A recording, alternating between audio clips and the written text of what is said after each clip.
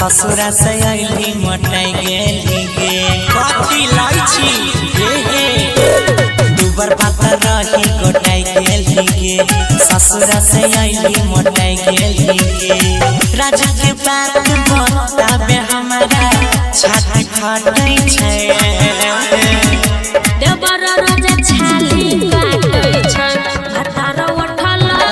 चाटै छै देवर रोजा छाली काटै छै हतारा उठल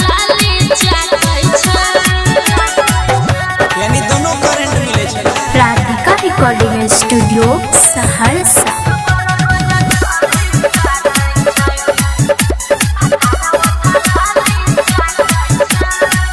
छही तू भाग्यशाली मिलै छौटा वाला डोज के केतना बताई दे कोना सहै छी रोज के कैसे बर्दाश्त करती हो सुनो प्यार के कमी नहीं होय छ सुन बात रे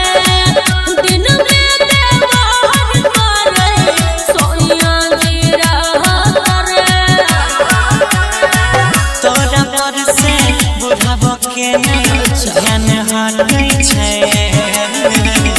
देवर रोजा छाली काटै छै हतारा उठल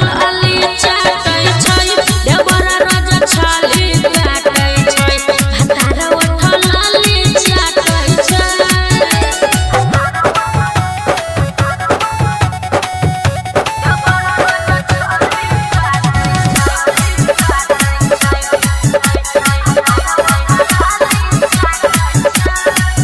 राखै छी खुश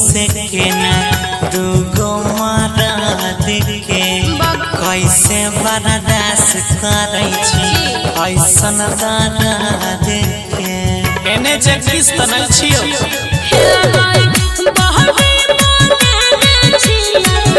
दूध भाज खाई के सहिया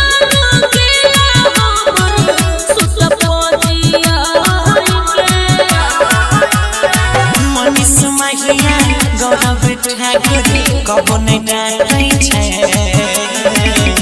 देवर रोजा छाली काटै छै हतारा उठल